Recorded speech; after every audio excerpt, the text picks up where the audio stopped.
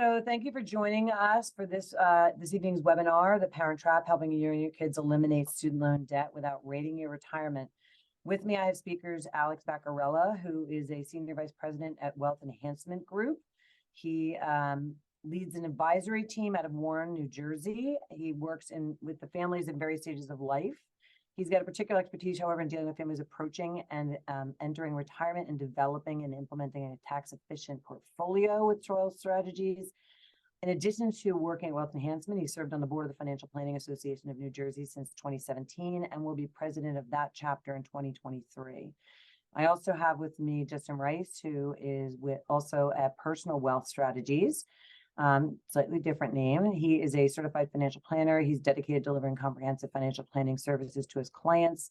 He's the first person in New Jersey to receive the Certified Student Loan Professional designation, which he uses to educate the community on how to navigate the complex world of student loan debt. And that really is a focus. And that's how I was introduced to him and what struck me about him, because as a divorce attorney, it's an issue that I struggle with and practice with clients all the time. So I'm going to let Alex lead away, and I'm going to pepper him with some questions, and we'll leave some time at the end for questions. Thank you, Carolyn. Hopefully everybody can see my screen here. All right, I'm getting a thumbs up. All right, so I'm going to get into it. There I am, Alex Vaccarella. I'm a financial advisor at Wealth Enhancement Group. I am going to go through kind of the before college aspect of college planning. So I'll talk a little bit about expected costs for school and how those might grow. I'm going to talk a little bit about options to manage and fund those costs. And then I'll talk about college funding pitfalls and help you all avoid them. Justin is going to follow me with what I would suggest is the far more complex aspect of things, which is understanding student loans and figuring out how to deal with them. So I'm happy that he's taking that portion of it. I very certainly have the easy job tonight. But ultimately, I need to give some credit to JP Morgan, who produces this annual guide to college planning. It is really great. Most of my slides, I think, are pulled from it. So if you like it, reach out to me. I'm happy to provide it to you. I'm sure you'll like the full guide. But ultimately, we'll get into it. We'll talk a little bit about expected costs for school and how those costs might grow. So we'll shock you a little bit right up front. Initially, with the big numbers of current tuition fees and room and board expenses. So this is all in costs. 2021 through 2022 is almost $22,700 for public schools. More than double, $51,700 for private four-year schools. So this is the per year cost, including tuition, including room and board, books and all of those ancillary expenses. On the left side here, you can see how those costs have grown over time. So over the past 4 decades, roughly, you can see that tuition expenses have gone up by over 800%. Pretty shocking, especially when you compare them to other large kind of elements of what we spend money on, of CPI inflation. So medical care, which I always think of as this thing that continues to get much more expensive year over year, pales in comparison. Almost half as much it's grown over the past 4 decades as tuition, gas, housing, other items that we all worry about when we think about inflation, pale in comparison to how tuition has grown. So when you put that in numbers, 5.9% inflation rate over the past roughly 4 decades since 1983. That's what has happened in the past. We expect that to cool off a little bit, but ultimately, experts, the College Board, Trends in College Planning is still projecting about 5% year-over-year growth in tuition costs going forward. So not quite the 5.9 that we've seen over the past few decades, but certainly, a 5% growth rate is pretty striking, especially when you project that out over potentially the 18 years that you have to save for the college cost. So what we're looking at here is the projected college cost. This is all in 4-year cost, where previously we were looking at 2-year for public schools on the green and private schools in the blue. So somebody just entering college next year is going to look to pay just under 100,000 over the 4 years for public school. They would look to pay about 220,000 for the 4 years for private school. If we fast forward to folks just being born, so anybody out there that's now saving for newborn children or thinking about college planning as they think about family planning, newborn costs, when we project out that 5%, about 235,000 4-year all-in costs for public school. So it's going to essentially pass what current private school is costing now, and then private school astronomically high. We're just seeing the impact of compound returns, well over $500,000 to fund the 4-year costs. Will that happen? Hard to say. These numbers are pretty eye-popping, but certainly, the past 4 decades have outpaced that handily.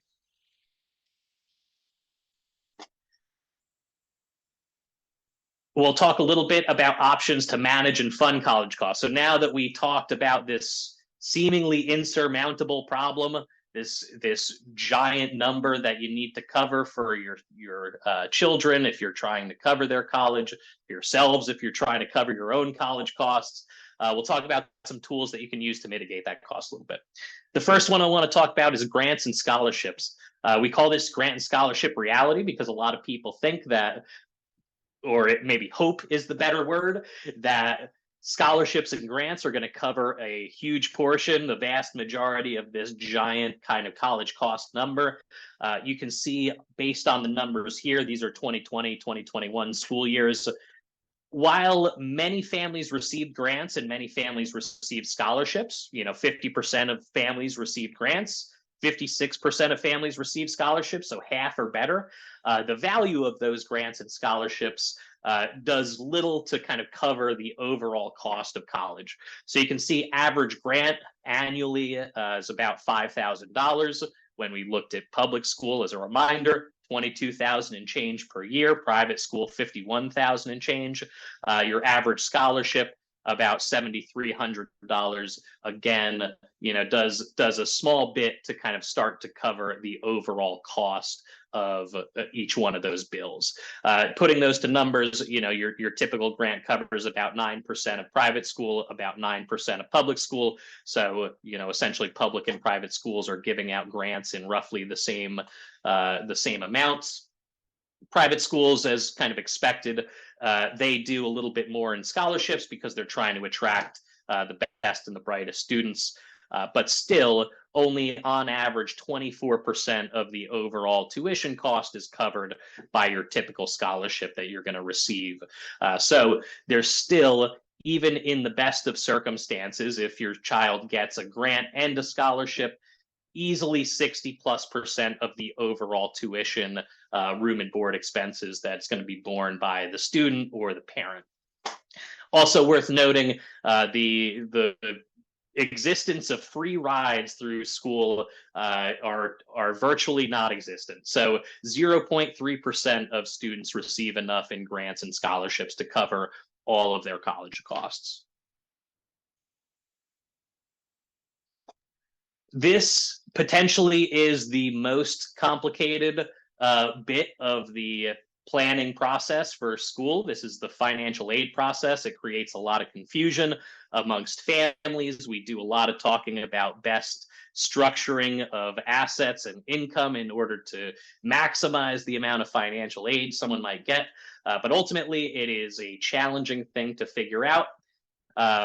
And it's even more challenging to figure out than what a school might give you based on some certain eligibility criteria. But to simplify things, ultimately going through the planning process, you're going to fill out a form, usually the FAFSA. If you're going through it, that term will sound familiar to you. And that aims to determine what your EFC, or expected family contribution, is. The expected family contribution is effectively what the government is expecting based on your financial circumstances that you should be able to support of the overall college costs. So you can see the easy kind of calculation here is we take your total college cost we take the expected family contribution and we subtract that out, and left is essentially what's above and beyond what the government would expect your family to cover. That is what's eligible for financial aid. So total college costs minus EFC is what your financial aid eligibility is. The higher your expected family contribution, the lower your expected financial aid is going to be. EFC is generally split into two pieces. So they look at your income and they look at your assets. That's both for the parent and for the student. But the most important thing to note here, and this causes a lot of confusion when people go through the process, is a family's income has a far greater weight on the expected family contribution than a family's assets. And so we see a lot of families that have pretty high income, not much in the way of assets, and they're very surprised when they see that the government expects them to cover, virtually all or all of the college costs. So you can see here between 20 to 50% roughly of a parent's income is going to be counted. Only about 6%, less than 6% of assets are going to be counted. And on the asset front, we're only counting assets that are outside of the primary home. So your primary home is going to be excluded, and retirement accounts. So your retirement accounts also are not going to be included in the overall calculation for EFC. It's just going to be everything else, your 529 plans or dedicated college savings, cash, taxable brokerage accounts, that sort of thing. We also calculate, or they also calculate the same thing for students. There's a little bit more of the student income above a certain level that's going to count towards EFC and assets. But ultimately, in the most cases, it's the parent's financial situation that's helping qualify or disqualify from financial aid. Very important to note on this slide as well is 0%, none of the grandparents or anyone else in somebody's life, none of their assets or income is going to count against financial aid eligibility. There are many grandparents out there that like to save for college for their grandchildren. You can, as a grandparent, give money directly to the parents and have them continue saving in their 529. You can open up a 529 for yourself with the grandchild as a beneficiary. If you open up the 529 for yourself, that 529 plan is not going to count adversely against financial aid eligibility for the child. So key planning point here for grandparents or for parents with grandparents that want to help support college, it is potentially a benefit to keep the assets in their name rather than give the assets to the parent to then handle the investing for college savings. Also important to note for divorce situations, they are only going to take into account the custodial parent's financial situation. So when we look at the parent box here, only the parent that is the custodial parent that's taking care of the child the majority of the time is going to be included in here, regardless of the broader financial situation of the other parent. And to put numbers to that, so again, a little bit of a black box when you go and take your financial situation and then you get pumped out this EFC number, but to put some numbers to income and asset levels. As I said, income and assets are the biggest determinants of what the expected family contribution is going to be. Income has a far and away larger impact on that expected family contribution than the assets. And so we can see here, if we look at this chart, on the top we have different asset levels. On the left-hand side, we have different income levels. If we look at that top left, that very top left number, the 1,948, that corresponds to somebody that has $0 in assets, again, outside of their retirement accounts and home, and about $50,000 of income. That individual is expected to contribute $1,900 annually to the overall college needs. If you put numbers to that, you take our average college cost, $22,000 for a public four-year school. We take out that $2,000 roughly of expected family contribution. that net $20,000 is what is eligible for financial aid.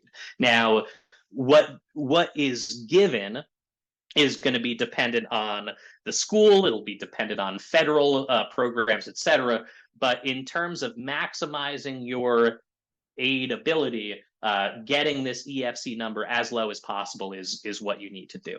So as we travel down this $0 column, you can see that even somebody with no additional assets in outside of retirement and home, if that same person with no assets has $150,000 of income, that expected contribution goes up to $32,000. So same example, $22,000 public school, $32,000 expected family contribution. That person's family is going to get no financial aid eligibility. There is no eligibility for financial aid. If they instead were going to a private school, there would be a net there that there might be financial aid considered for. But ultimately, the most important thing to note is how much more income affects this calculation than assets. If we travel across the $50,000 row here, somebody with $50,000 and $300,000 in assets is only expected to contribute $13,000 a year for college. So important to note when we think about structuring potentially, if you can plan income and assets, it's important to note that income has a far larger impact on your aid eligibility than your assets do.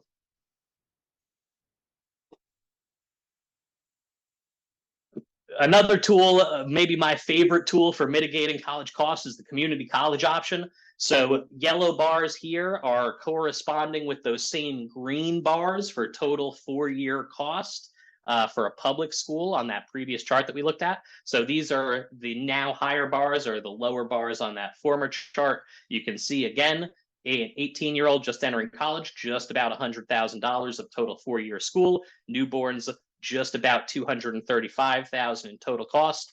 The blue bar is showing spending your first 2 years at community college and then transferring to a 4-year public school. So we know the person sitting in the blue bar leaves their institution with the same degree as the person in the yellow bar, but they basically got a discount on the first 2 years of school, and thereby greatly reduce the overall college cost. So an 18-year-old that spends the first 2 years at community college is going to look at a total $60,000 out of pocket versus the roughly $100,000 out of pocket that they were looking at before.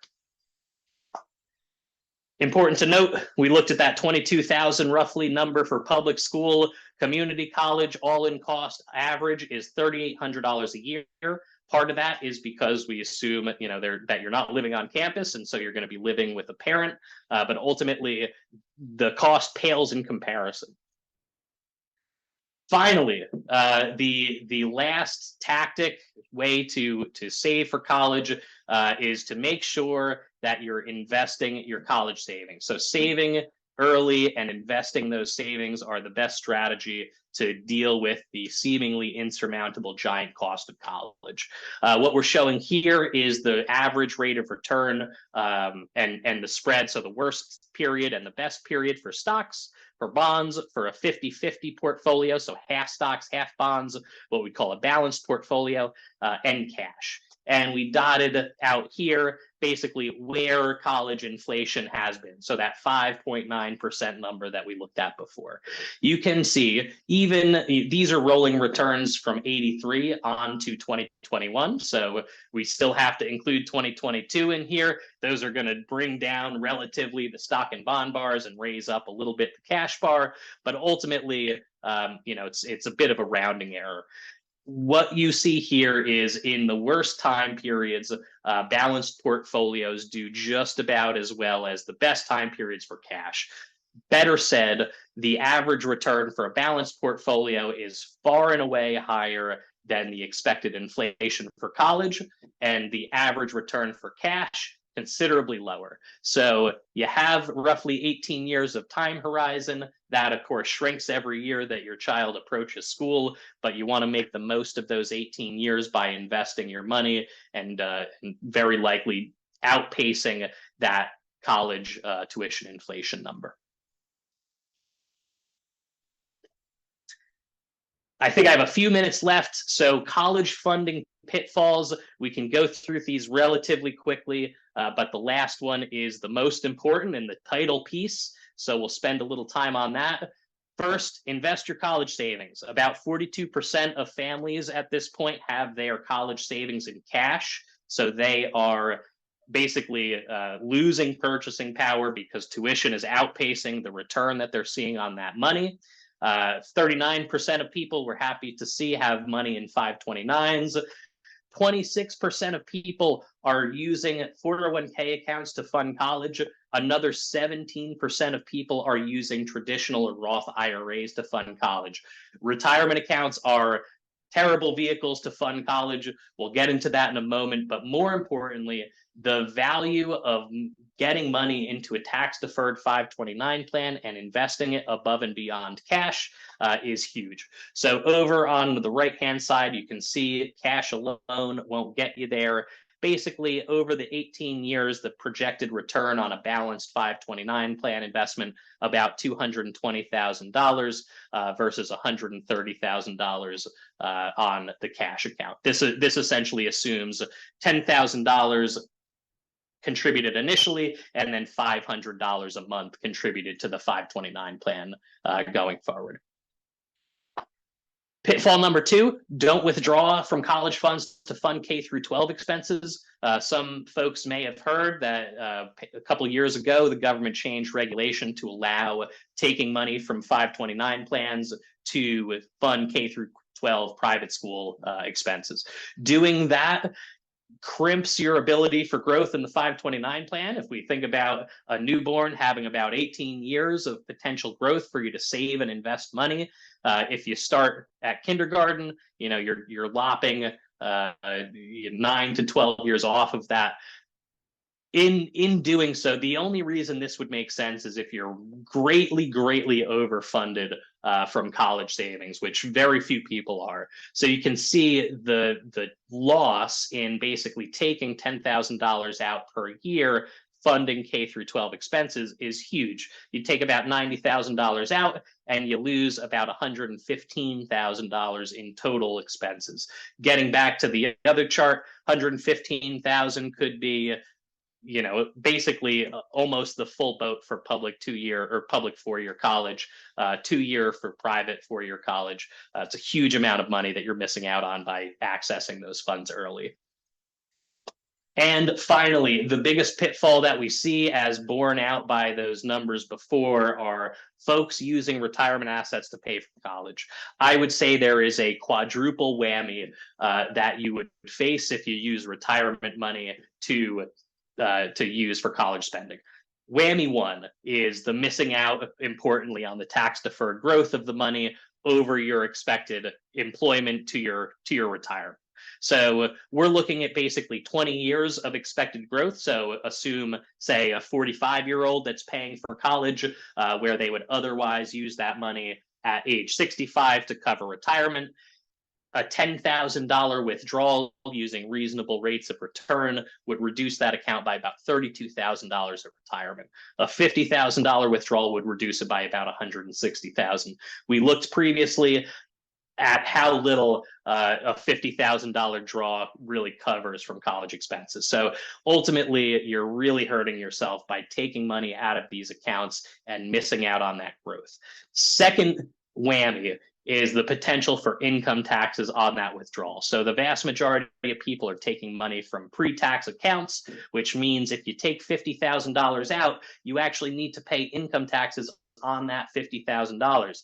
If you don't have cash to pay the income tax, you need to take more money out of that account in order to pay the income tax bill and incur more income taxes. So the use of pre-tax money, especially, hypothetically at somebody's peak earning years in their 40s when their child is going to school, is massive. You could be looking at, another 30, 40% off of that you're just using to pay for income taxes. Whammy 3, 10% penalty for anybody under 59 and a half. So on top of the income tax bill, you're going to pay another 10% for accessing your retirement funds early. And whammy number 4 is your income is going to go up because you took money out of that, and that's going to affect your future year's financial aid eligibility. So like we said, retirement accounts are exempt from the calculation for financial aid. Income is not exempt. If you take $10,000 out of your retirement account, that becomes income next year, and all of a sudden you're getting hit from a financial aid eligibility standpoint. So if you leave here with maybe 2 points from my presentation, one is save early and invest your retirement savings. Number 2 is, by all means, whatever you can do to avoid accessing your retirement plan, which is to say, maybe consider student loans or other vehicles.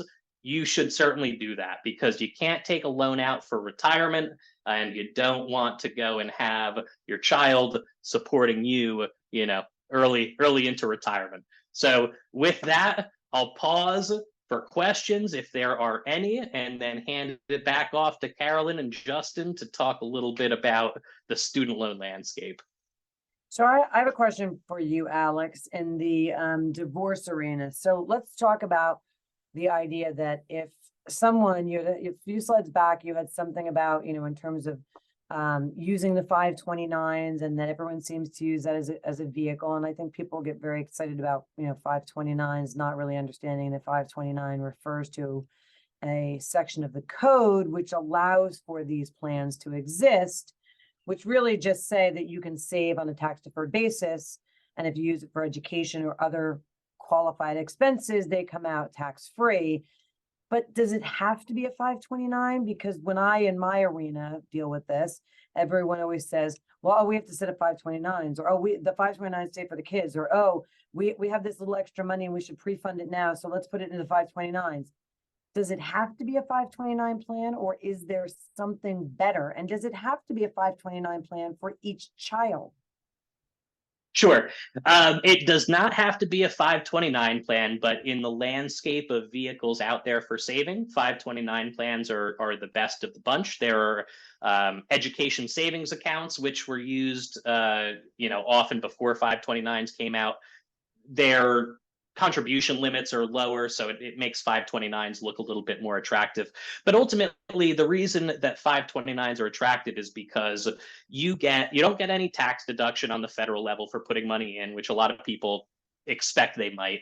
But what you get is, when you invest the money, any growth on that money is going to be tax deferred and completely tax free if it's used for college funding. So if you put money in another investment vehicle, let's say you wanted to do something a little more simple, put money in a brokerage account. And if you put it in your brokerage account, you could use it for college, you could use it for anything else. You have a lot of flexibility. But what you miss out on is, you take that money, you invest it in the brokerage account. If your investments start generating income and dividends, the income and dividends are going to hit your tax return on an annual basis.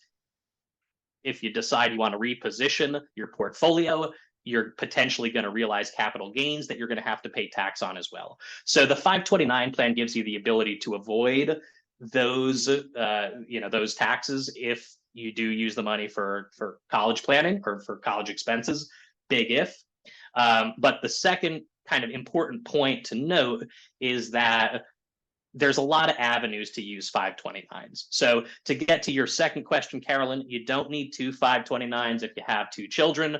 Certainly, you can use one 529 plan. You can have one of your children, presumably the older, as the beneficiary of that plan.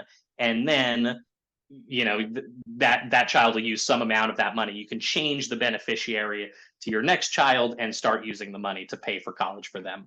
But to answer your question, Carolyn, you don't need to use 529s, but when you're talking about saving and investing for college planning, the government gives a big tax incentive for using a 529 plan versus, an ordinary kind of saving and investing account. Okay. Yep. And then, and actually, just to add real quick to yeah, that, I was going to say, Justin, because that I was know a great, you also deal with it. Yes. great answer.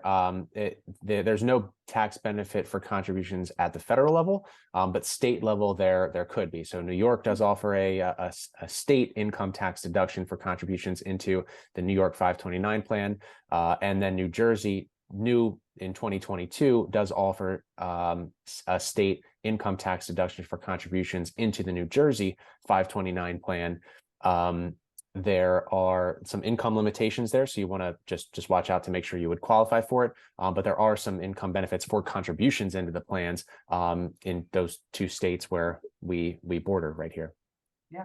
Okay. And do you have any other thoughts in terms of, because again, everyone I think identifies 529 as the college gold standard in college savings. Is there another alternative that you like? And then I have a follow-up question for both of you about it that I think, and anybody listening dealing with a divorce, this is there are creative opportunities that they can do. So go ahead. Yeah, no, I'd be remiss in not mentioning this. It's not my favorite vehicle, but it is a potential, and that's the use of cash value life insurance as well. So the cash value life insurance, there's obviously the cost of the life insurance policy, which is going to be a drag on the amount that you put in there for sure. So you definitely have to factor that in. The costs are going to be way lower in a 529. But if you have life insurance anyway, and there's a need there, and you're already paying for some form of life insurance, if you put additional monies into there, it actually can be a pretty efficient way, especially if you're the parent, because contributions into the 529, that they will eventually look at that as an asset, whereas the cash value inside of a life insurance policy is actually excluded from the FAFSA and is not looked at when they're calculating that expected family contribution, because they look at that as a future death benefit, not as a potential funding vehicle, although it could be. So although not my favorite in certain circumstances, there could be a benefit to overfunding a policy that you already have, if there's some flexibility built in to build up some additional cash in there that you could eventually use to fund college. Okay, great.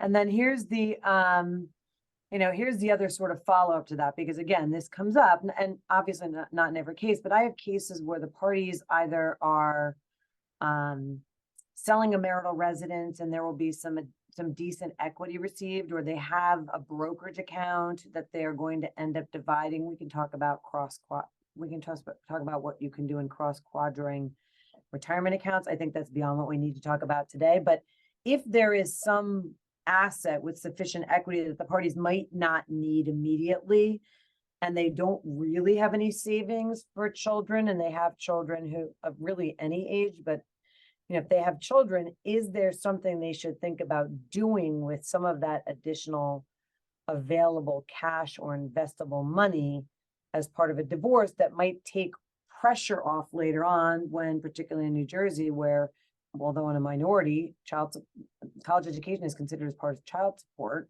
So they're going to probably be contributing if they have a financial wherewithal later on. So is there something you could recommend to them they might want to do at that point, sort of in their negotiations, that might be a smart thing to sort of avoid maybe a future issue? Sure. I mean, Carolyn, you probably know better than most the challenges that go along with divorced couples, and kind of talking about what scale of college costs that they're going to pay for and how college gets chosen and all of that. Ultimately, if there's a large cash windfall, again, you ultimately having that bucket that is going to cover the college expense is the most important thing. Whether you want to put it, again, in a brokerage account that is not necessarily going to be your most efficient vehicle, or you want to contribute that to a 529, which, by the way, has very, very high contribution limits that we didn't talk about, but in many circumstances you can get $150,000+ into a 529 plan in a single year. Whichever vehicle you want to do, I mean, having the cost covered, or having this big chunk of money that both parties know is going to cover the cost for college is huge, and it takes a lot of pressure off. Ultimately, what we see with most people, we talk a lot about college planning, but what we see with most people is they plan on cash flowing the college expenses, and that, I think, is where the inherent stress comes in. Or conversely, they have a 529 plan, or they have a college savings plan, and they feel like they're covered for college, but they don't realize how little of the overall college cost that plan is going to cover. So they don't realize that they're going to be paying out of pocket for this. And I think that's where the potential infighting, comes in many years potentially after the divorce. And painfully so. Right. Any thoughts, Justin? I've got an extra $200,000 from the sale of the house and that I might be able to do something different with that. Maybe we don't need to divide. Have thoughts on what maybe we should do with that instead of maybe fighting down the road? No additional thoughts other than what Alex just, shared. There's no secret account that I can think of that we can put that into that's gonna, protect it, grow it, and protect, make it available for college when the time comes. Right, but I think the idea is, I think from what I'm taking from both of you, is the idea is if you have it, put it away now. If you can agree to put it away now instead of fighting about who's getting the extra 5%, put it in a college account because it's going to avoid, if you have a 2-year-old and you put 100,000 in, it's going to avoid a bigger argument later potentially. So Definitely. Again, it's like it's a planning strategy. So Justin, I don't want to cut you off, and if we go a little over, I don't care. It is your show. Talk to us about, now we're in it. Now they graduated and I got 300,000 in student loan debt. What am I doing? Yeah. And this is a kind of a unique area of planning that not many, financial planners go into. I mean, most can talk about college planning. And I kind of split it up into 3 categories. You've got college planning, which are, how to save, doing the calculations of what college will cost in the future, doing those inflation calculations, choosing the right accounts, choosing the right investments. Most financial planners can take care of that college planning cost or college planning section. Then you've got college funding, which is, right before and during college, of looking at, all right, now the rubber meets the road. What is our, expected family contribution? So Alex kind of went into that. What are things that we can do to make that look a little bit better? And actually, I wanted to offer something to the, the attendees of the webinar and those that are watching. Is a college money report. And so if you want to try to find out a rough estimate of what your expected family contribution is and what your net cost will be of a couple universities that you can select, I can get out the link to those that registered, and then we'll try to follow up with a potential link in the recording as well, where you can go and click on this to generate a report. And just as an example, which I think is really interesting, I'll share my screen quickly. This is the kind of report that it would generate, and it will lay out kind of some things to be thinking about, kind of general basis of terms. What the heck are we talking about? Which a lot of which Alex just went over. And then what it will go into is actually what is that expected family contribution, both at the federal level, where most public schools use, and then the private schools and some elite private schools use actually a different formula than what most public schools use. So it'll kind of lay out all 3 of those numbers. And then what it will actually do is it will apply this to various schools that you select within the report. And so in looking at that, this is just an example report that we've selected a couple of schools here.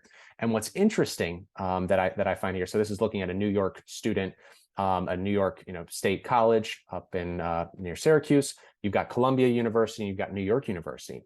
And what's really interesting about this is that if you look at the sticker, the cost of attendance for both Columbia University and New York University, NYU, they're fairly similar.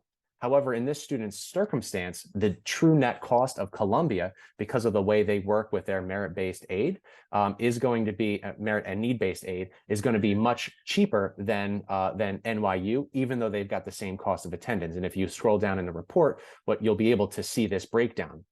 Whereas the cost of it, the sticker cost of attendance of Columbia over 82,000, so crushing the averages that Alex just talked about of 52,000. However, they typically meet 100% of need, and 94% of that need is met with grants. And so therefore, after the need-based grants, the true net cost of Columbia for this particular sample case is 35,000 per year, instead of that 82,000 that you might assume that's just the general cost of attendance that they publish. Then looking at NYU, you've got 78,000, is actually a little bit cheaper than Columbia, but you can see here that they are not nearly as generous with their the total amount of need that they will meet, and so therefore the net cost of this of NYU is much higher than Columbia. So if you're interested in this free tool, we'll get the link out to you, and you'll be able to kind of go through this with your numbers, and then be able to run and generate the report. Then after we've got school funded and paid for, a lot of that funding does include student loans. And when you're going through funding it and you have a gap there of extra you need to pay, as Alex said, do not touch that retirement account at all. That is like the utter last place that I would touch. And if you have to touch your retirement accounts, I would have to have that tough conversation with your child that we can't afford this school, you can't afford this school. But if there is a funding need, student loans are a really, really attractive option. And when at all possible, I would definitely prefer federal student loans over private student loans. So in the student's name, when you're going to an undergraduate school for 4 years, you can get just about $30,000 of, across the 4 years, not each year, of federal student loans in the student's name. And so if that is enough to fill that gap and that need, that's perfect. And we don't need to do anything else. If there's still a need, then the parent has the ability to take out federal loans called Parent Plus loans. And I'll go into Parent Plus loans and the planning specifically surrounding them when I talk about student loans, because there's some unique factors with Parent Plus loans that are different than even the students' loans that they take out. I'll just briefly mention graduate school. It's a little bit of a different animal, and they actually allow the student to cover their cost of attendance with Grad Plus loans in the student's name. And so the parent really doesn't even have to borrow at all. It can be all in the student's name for graduate schools. But for undergraduate, there's a limit in the student's name, but then the parent can come in on top of that and borrow additional funds. Now, why do I say that I prefer federal over private? And that is due to the repayment options that are available through the federal student loan program. And they're very, very attractive. For one, starting from May 13th of 2020 through now, federal student loans have been on a payment pause and interest freeze. And so you haven't been building up any interest in your federal student loans. You haven't been needing to make payments. That doesn't help for those parents that are looking to borrow now, but those that currently have student loans, that's definitely been a big help. If you've had private loans, there's been no benefits there. You may have initially been able to pause those, but interest would have still been accruing. And now you definitely have started to need to repay those, or else you'd be in trouble with the lender. And so the federal benefits, just with the way the government works, they're always going to be much more flexible in terms of those repayment options than those private student loans. And the reason why a lot of financial planners don't really understand this is because they just put student loans in the bucket of every other loan, and they think it's balance, interest rate, payment, and you pay it off. So they think of a mortgage, they think of a car loan, a private loan, and they put it in that same bucket, when in reality, if it's federal, it's a completely different animal, a completely different type of loan. And the main reason behind that is the availability of the income-driven repayment plans, and the forgiveness that's eligible for both nonprofit workers and for workers that have a very high student loan debt relative to their income. So there's two different types. So in looking at a student loan, if you're going to be working for a nonprofit, you can qualify for public service loan forgiveness after a 10 years of payment in a qualifying income-driven repayment plan. And so the income-driven repayment plans, and I'm focused right in on the students right now, and then I'll get into Parent Plus loans. But I'm only talking about the students' student loans right now. And that is the income-driven repayment plans that you can select typically are going to be 10% of discretionary income. So you can think about it almost as if it's an additional tax. Since it's based on your income, it's not based on the balance of the loan. It's not based on the interest rate. Those things do not matter. It's solely based on the income and the family size of the student as they're repaying their loans. And if they pay their loans successfully over a 10-year period of time, then the rest of the balance will get forgiven tax-free. Now, there definitely were some problems with the program. They tried to correct those. They had a limited waiver that ended last year. There's still actually some opportunities, some loophole opportunities to take advantage of that public service loan forgiveness waiver until May of this year. And so if that is a potential and you're working in that nonprofit sector, you may be able to qualify still for that public service loan forgiveness waiver and be able to count past payments that otherwise did not qualify.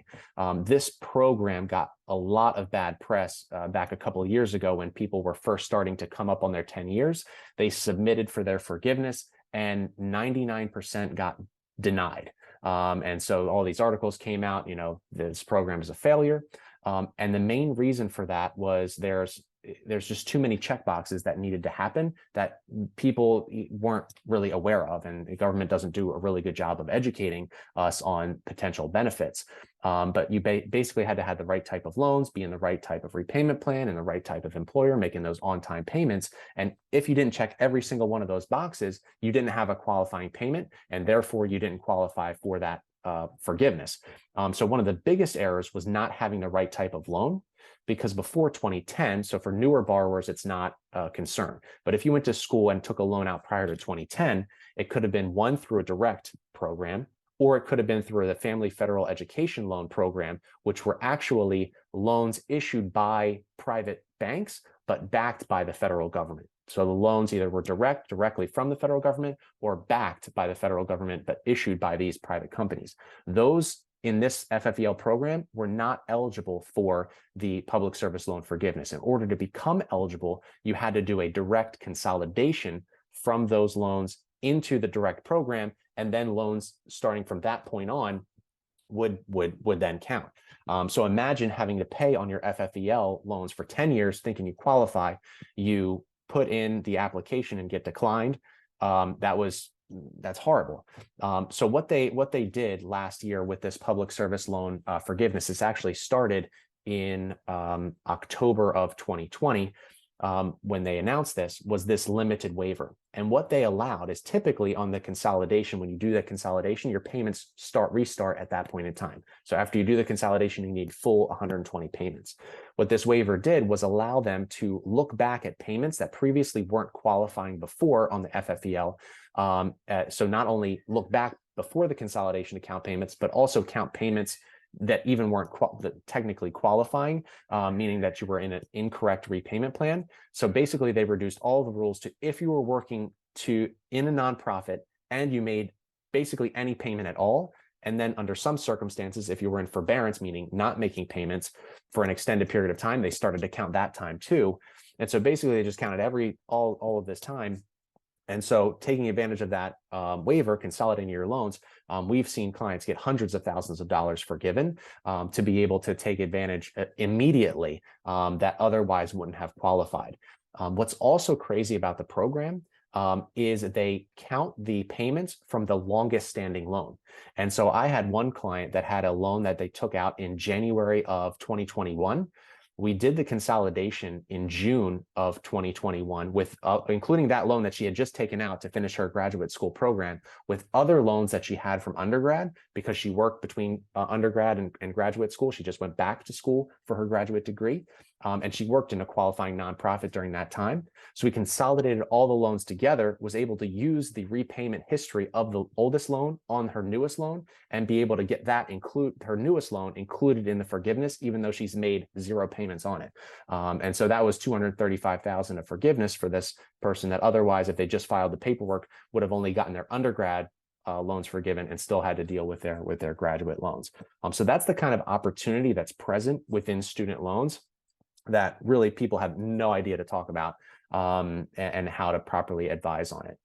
The final topic that I want to talk specifically about, as promised, is the Parent Plus loans, because these are even yet another unique animal. And there's a loophole in the system that people don't know about, that if you call your servicer and say you want to do it, they don't know about it. But you can definitely do that to take advantage of all of these programs that are meant for the student and not meant for the parent. What I mean by that is the public service loan forgiveness, that doesn't work for Parent Plus loans. The long-term forgiveness doesn't work for Parent Plus loans. The income-driven repayment plans don't work for Parent Plus loans as they stand. But you can get qualified for all three, but you need to take some unique steps. So the first thing that you have to be careful of is if you just take all of the Parent Plus loans, because you get one basically for each semester, and consolidate them together. This, you should not do this, but let's just play with me for a second. Consolidate them all together. You have now a consolidated Parent Plus loan. So that actually does open up the ability to qualify for one income-driven repayment plan, income contingent repayment, but that is the least favorable out of all of the plans. It has the highest percentage of discretionary income. 20% of discretionary income is required from that. And the way that they calculate discretionary income is even less favorable than all the other plans. So really, that's not too much of a benefit. So what you have to do instead of doing that one consolidation is actually do what's called a double consolidation.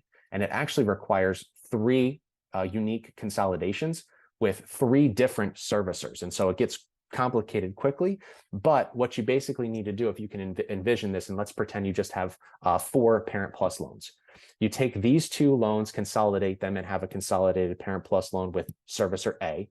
You take these 2, consolidate them with a separate servicer. Now, we typically, since we want to do this in a shorter period of time, do the first 2 consolidations with paper applications. So you can go online and do a consolidation of your student loans on the studentaid.gov website.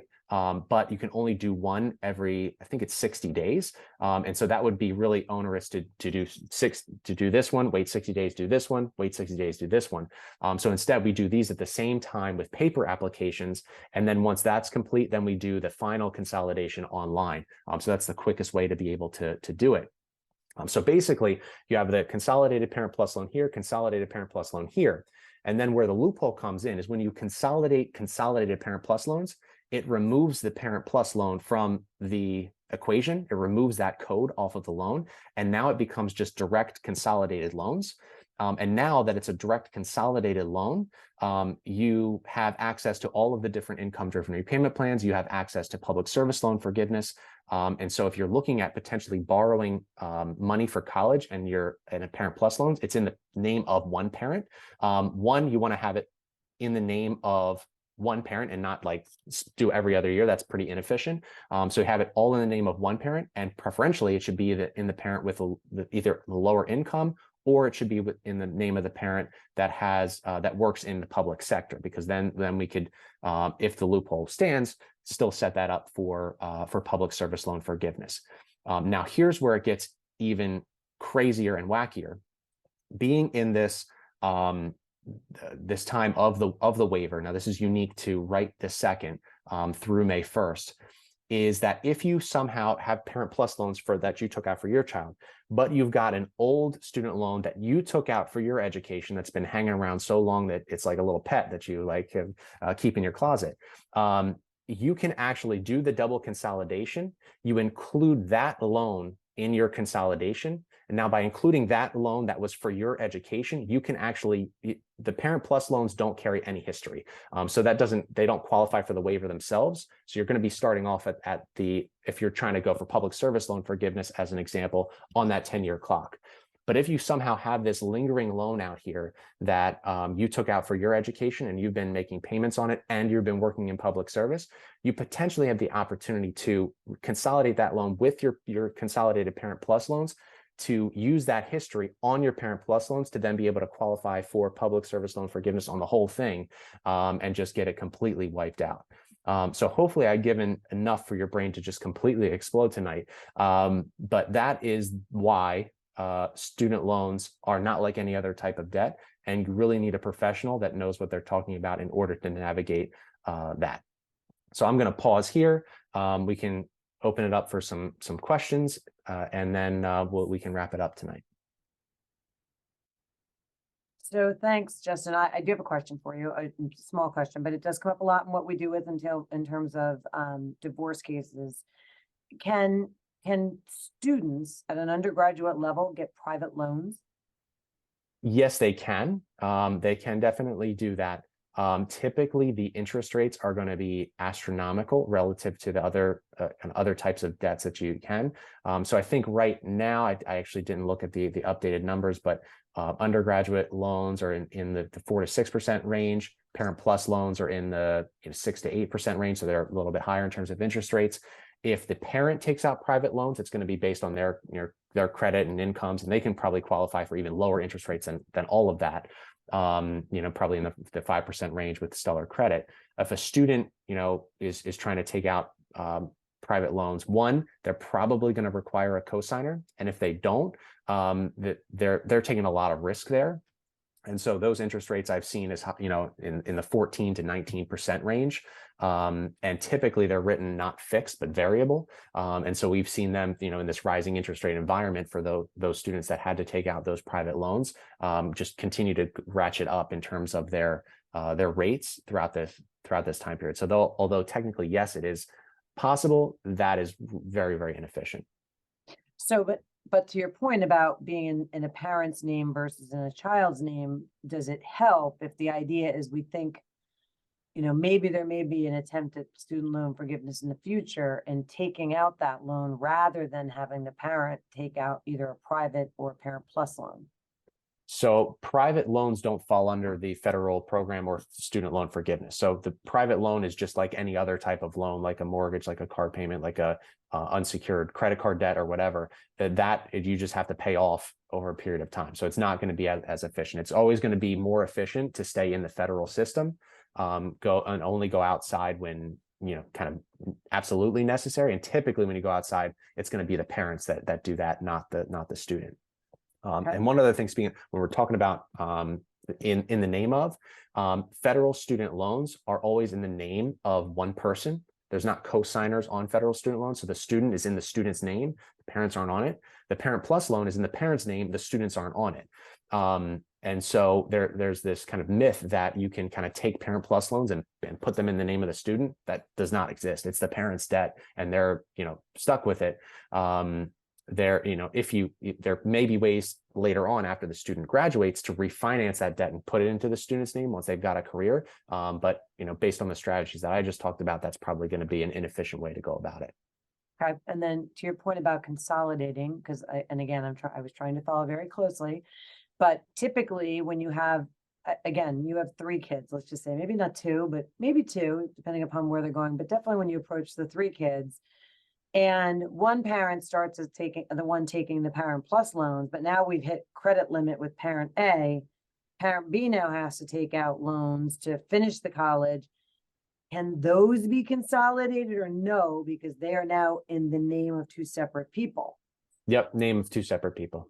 So you can't. So those you couldn't even consolidate. So if in fact somebody is going to talk about this strategy, or they think about going forward, the idea might be, well, if we're going to get into the Parent Plus loans, to the extent possible, if we're hoping at some point to consolidate, forgive, or otherwise, they need to stay in the name of one of the parents. Correct.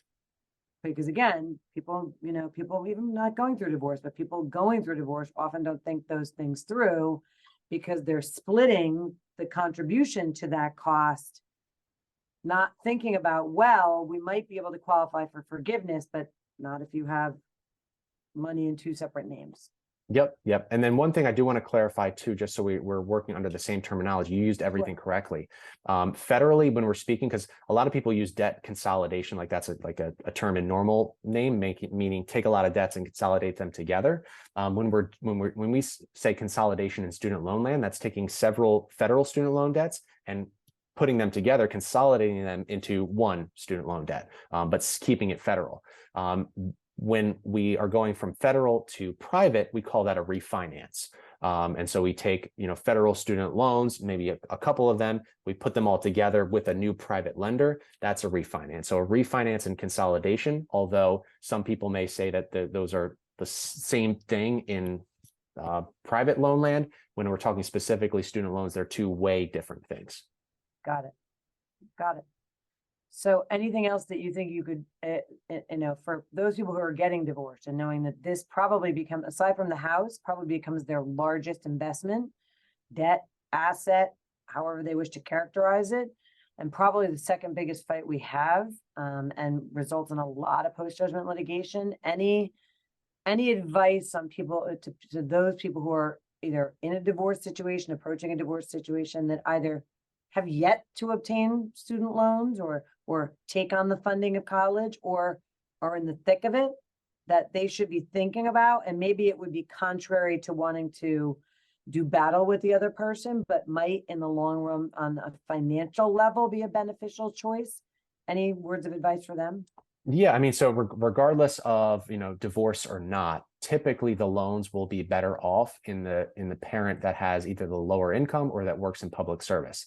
Now, if you just go from the argument that, both work in public service and both have the same relative amount of income, which would be a very rare case, you definitely just want to still concentrate all in one parent. And I would love to be that parent with the student loan debt and count it against some other debts, because I know based on my planning strategies that I'm eventually going to pay the least amount out of pocket and get that eliminated, whether it's via the public service loan forgiveness for that 10-year mark, or even longer term forgiveness if you're not working in public service. So I would want to be, if negotiating a divorce, be the parent that has the student loan debt rather than not. And you say that because that parent may very well down the road, even though everyone in the divorce situation says they are taking on that debt, they may be the parent that ultimately gets much of that debt forgiven. Yeah, correct. So if you've got like, I don't know, $600,000 of assets and $300,000 of student loans, I would say, I'll take the negative $300,000 of student loans and the additional 300,000 of assets too to offset that, and then I'll get the student loans forgiven and have more assets and more money. Right. So that's the kind of the thinking behind it. Yeah, I agree. Alex, anything else you want to add? Well, then we'll see if anyone has any questions. But other than that, I think we did pretty well on time. That's an hour, guys, start to finish. So nothing to add. That was phenomenal. I learned many things, Justin. I did as listen. I did as well, but I've already warned the both of you. I'm like, you're now in my list, so there will be phone calls. And I actually just sent emails to 2 other clients about having a phone call with Justin or you because of things that you said that triggered something. It's sort of how I work. So, I would invite anyone who's watching this to reach out to any of us if you are addressing, approaching retirement or retirement strategies, or dealing with student loans or funding college debt, or going through a divorce. Reach out to us and we will be happy to help you plan, maybe sometimes counterintuitively, but in the end, for your best financial future. Thanks for joining.